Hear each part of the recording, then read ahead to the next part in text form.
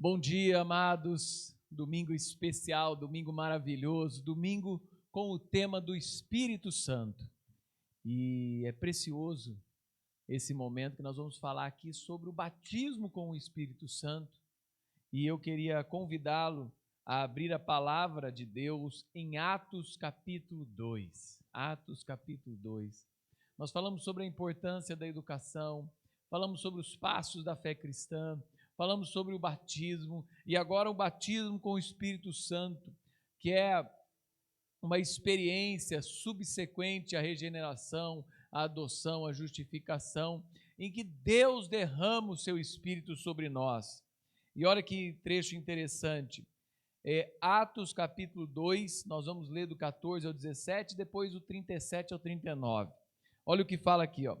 Então Pedro, pondo-se em pé com os 12, levantou a voz e disse-lhes: varões judeus, todos os que habitais em Jerusalém, seja-vos isto notório, e escutai as minhas palavras. Mas isto é o que foi dito pelo profeta Joel. E acontecerá nos últimos dias, diz o Senhor, que derramarei do meu espírito sobre toda a carne. Vossos filhos e vossas filhas profetizarão. Os vossos jovens terão visões. Os vossos anciãos terão sonhos. E ouvindo eles isso, compungiram-se em seu coração e perguntaram a Pedro e aos demais apóstolos: que faremos, irmãos?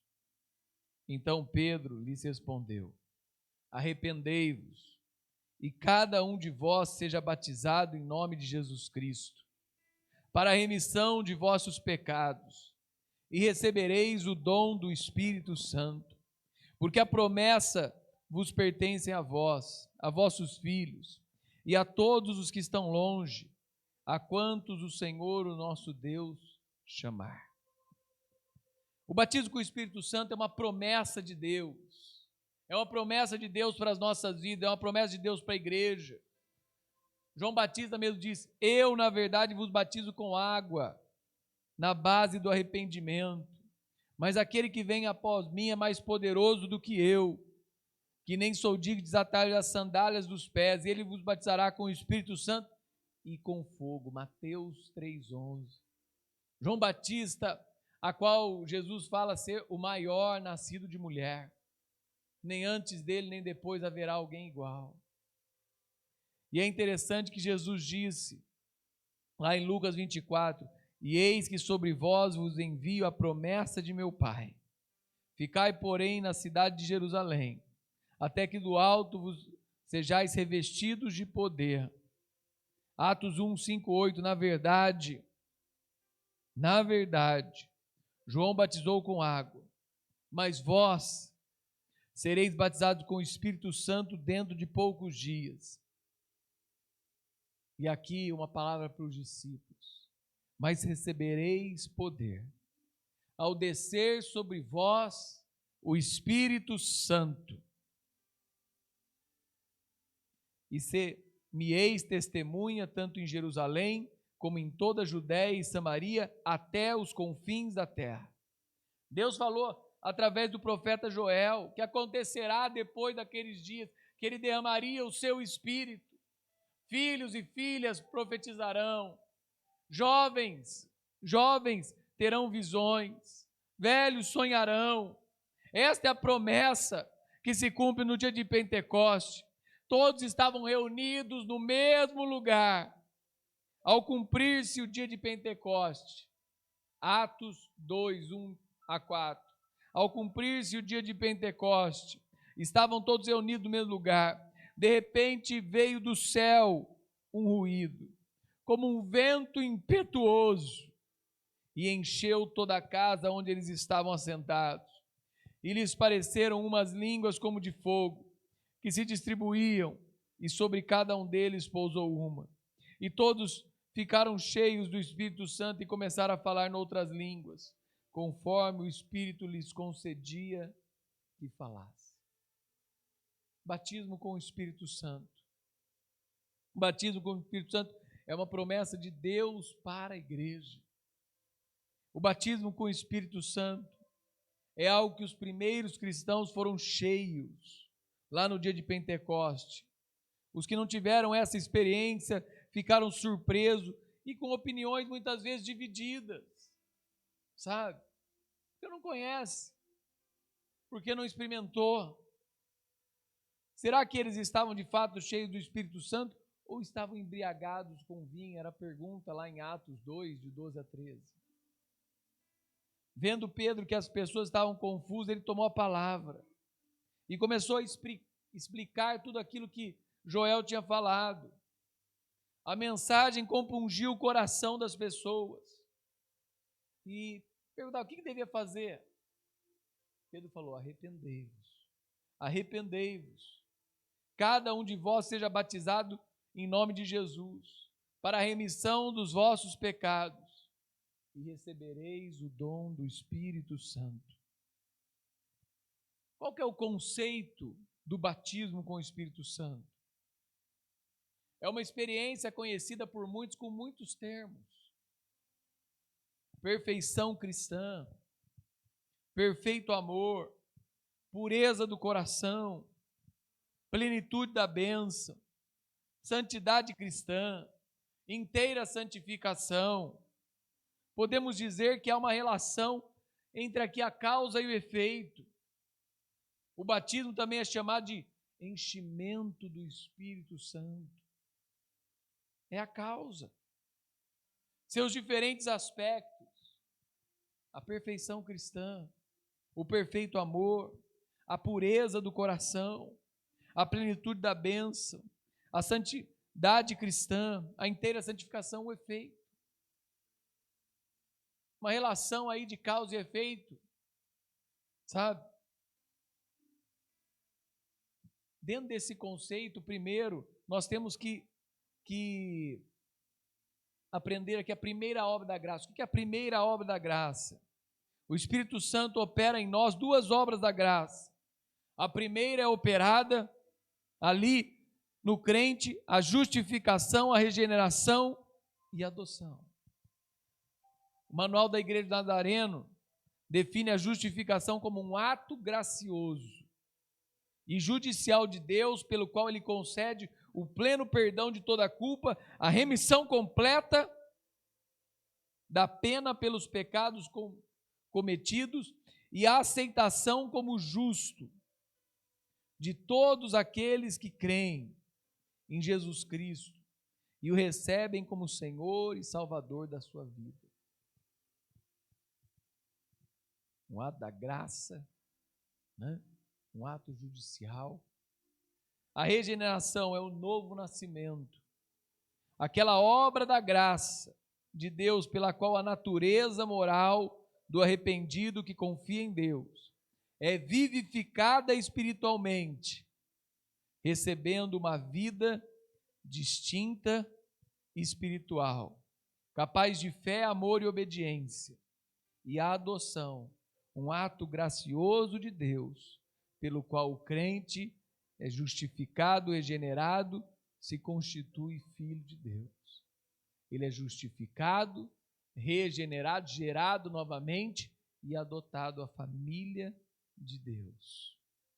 Essas três obras acontecem simultaneamente na experiência daqueles que buscam a Deus e são obtidas na condição de haver fé, sendo esta precedida pelo arrependimento.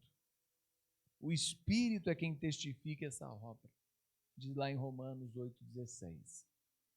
Agora, a segunda obra da graça, essa que nós estamos falando do batismo com o Espírito Santo. É esse batismo com o Espírito Santo que envolve numa só experiência a purificação do coração. O coração é purificado.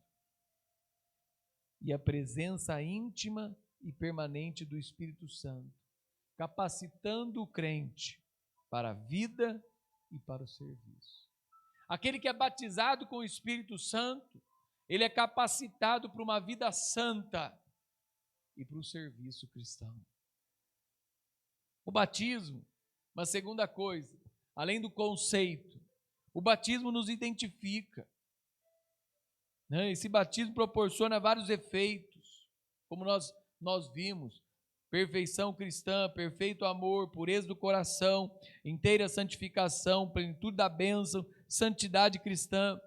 E alguns irmãos, muitas vezes, pensam que somente o falar em língua já é um batismo com o Espírito Santo. Quais são os efeitos que realmente comprovam essa magnífica experiência na vida de uma pessoa? Primeiramente, a perfeição cristã. Deuteronômio 36 fala assim, ó: também o Senhor teu Deus circuncidará o teu coração e o coração da tua descendência, a fim de que ames ao Senhor teu Deus de todo o teu coração, de toda a tua alma, para que vivas.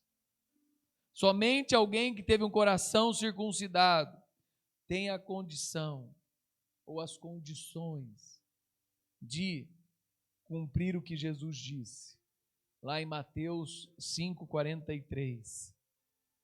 Ouviste que foi dito: amarás ao teu próximo e odiarás ao teu irmão.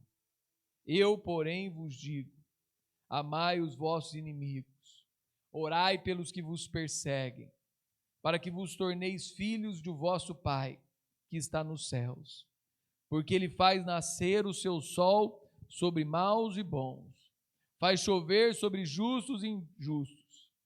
Pois se amardes aos que vos amam, que recompensa tereis? Não fazem os publicanos também o mesmo? E se saudardes somente os vossos irmãos, que fazeis demais? Não fazem os gentios também os mesmos? Sede vós, pois, perfeito, como é perfeito o vosso Pai que está nos céus. Devemos buscar essa perfeição. Mas essa perfeição nós só conseguimos quando somos cheios do Espírito Santo. Porque se fazemos o bem só para quem nos faz bem ou para quem conhecemos, o que temos de diferente dos outros que já fazem isso? Tem gente que pratica o mal em tudo quanto é lugar, mas faz o bem para sua família, faz o bem para quem ele ama, faz o bem para quem ele conhece. Não há diferença nenhuma. Mas quando nós somos cheios do Espírito Santo, nós oramos pelos inimigos, oramos por quem nos persegue, fazemos o bem a todas as pessoas, buscamos ser pacificadores. Segunda coisa, o perfeito amor. Da mesma forma, sem a capacitação de Deus, não temos condições de exercer o amor perfeito que a palavra de Deus diz. Lá em 1 Coríntios 13, em Romanos 12. 1 João 4 diz assim: nisto sois aperfeiçoados no amor, para que no dia do juízo tenhamos confiança. Porque qual é ele? Somos também nós neste mundo. No amor não há medo, antes o perfeito amor lança fora todo medo. Porque o medo envolve castigo, e quem tem medo não está aperfeiçoado no amor. Nós amamos porque Ele nos amou primeiro. Se alguém diz eu amo a Deus e odeia seu irmão, é mentiroso. Pois quem não ama seu irmão, ao qual viu, não pode amar a Deus a quem não viu. E dele temos este mandamento, que quem ama a Deus, ame também o seu irmão. Quem ama a Deus e fala que odeia seu irmão, não está amando a Deus. Quem odeia seu irmão não tem como amar a Deus. Pessoa que ama a Deus, que não vê, tem que amar aquele que vê.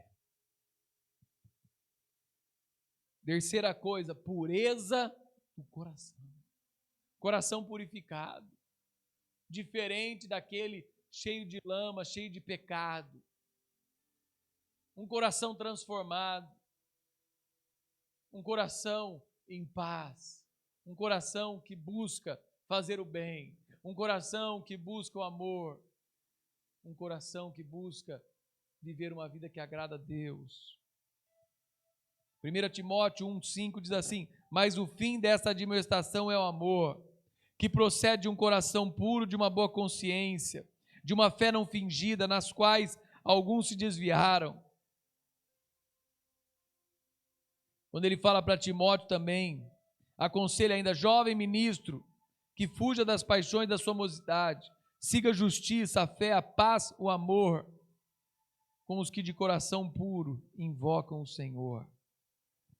Jesus disse lá no Sermão da Montanha, bem-aventurados aqueles que são limpos de coração, porque verão a Deus. O salmista disse, cria em mim um coração puro e um espírito inabalável, lá no Salmo 51.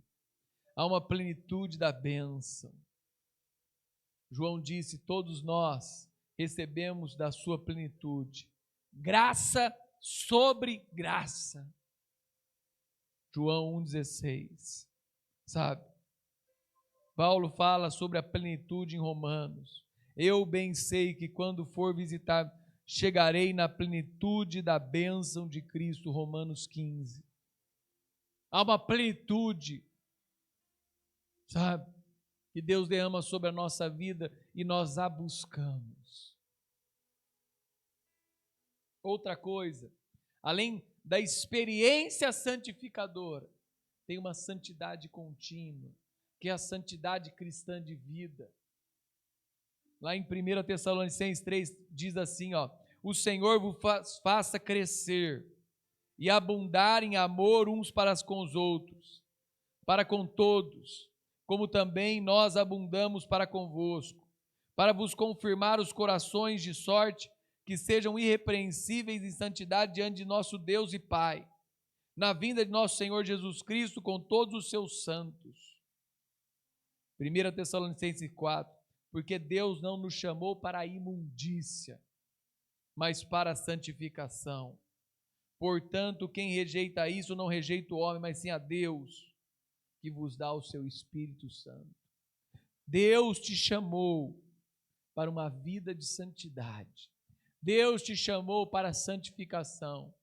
A palavra de Deus fala, segui a paz com todos e a santificação, sem a qual ninguém verá o Senhor. Uma vida de santidade, uma vida que busca ser santo. A inteira santificação. No manual da Igreja de Nazareno diz que é um ato de Deus, subsequente à regeneração, pelo qual crentes são libertos do pecado original da depravação e levados a um estado de inteira devoção a Deus e santa obediência do amor, tornado perfeito. Ser liberto do pecado original não quer dizer que nunca mais pecaremos, mas sim que somos libertos da escravidão do pecado. João 8,34. Essa obra da graça nos capacita. É o próprio Deus de paz que nos santifica. Lá em 1 Tessalonicenses 5, o próprio Deus da paz vos santifique completamente, e o vosso espírito, alma e corpo sejam plenamente conservados e irrepreensíveis para a vinda de nosso Senhor Jesus Cristo. Tem algumas verdades sobre o batismo com o Espírito Santo que é importante. 3 verdades: segura, abundante e abrangente. Segura, pois o próprio Deus foi quem prometeu, e o próprio Deus é quem vai derramar o seu Espírito. Ela é abundante, pois é para ser derramada sobre toda a carne, Joel 2,28, sobre toda a carne. Ela é abrangente porque é sobre toda a humanidade, não é exclusiva. Os vossos filhos, vossas filhas, vossos jovens, vossos anciãos, homens, mulheres, de todos os povos, raças e nações. É para todos. O Espírito Santo foi derramado no Pentecoste, o Espírito Santo foi derramado em toda a igreja primitiva, o Espírito Santo foi derramado entre os séculos e séculos e séculos e séculos, o Espírito Santo foi derramado nos milênios anteriores, o Espírito Santo tem sido derramado sobre a sua igreja, é para toda a humanidade, em todo tempo, em toda época. O Espírito Santo É uma promessa que quebra preconceitos. Racial, pois é para toda a carne. De gênero, pois é para todos. De faixa etária, jovens, velhos. Social, né? Para todas as classes sociais, não tem distinção. Como que nós recebemos esse batismo? Primeiramente, é necessário desejar tal experiência. Entendemos que esse desejo, ele brota em um coração que o busca. É um ato de Deus? Sim, é um ato de Deus. Deus derrama sobre quem Ele quer? Sim, Deus derrama sobre quem Ele quer. Só que normalmente, constantemente, Ele é derramado sobre quem busca. Buscar. Essa busca deve ser feita com consagração, preparação. Todas as vezes que o Espírito foi derramado para aqueles que buscavam em obediência a uma palavra, esperando do céu a presença de Deus. Tem uma experiência maravilhosa. No dia 24 de maio de 1738, numa pequena reunião, ouvindo a leitura de um antigo comentário escrito por Martim Lutero sobre a carta de Romanos, John Wesley sentiu o seu coração queimar. Ele experimentou uma grande confiança em Cristo e recebeu segurança de que Deus o havia perdoado dos seus pecados. Depois dessa experiência, John Wesley pregou cerca de 40.000 sermões, a maioria deles ao ar livre, e percorreu cerca de 400.000 quilômetros pregando o Evangelho. Perguntas que eu deixo para você agora, no final dessa mensagem. O que é o batismo com o Espírito Santo? Quais são os seus efeitos? Quais são as verdades sobre o batismo? E como que nós podemos receber o batismo com o Espírito Santo? Que Deus abençoe sua vida em nome de Jesus.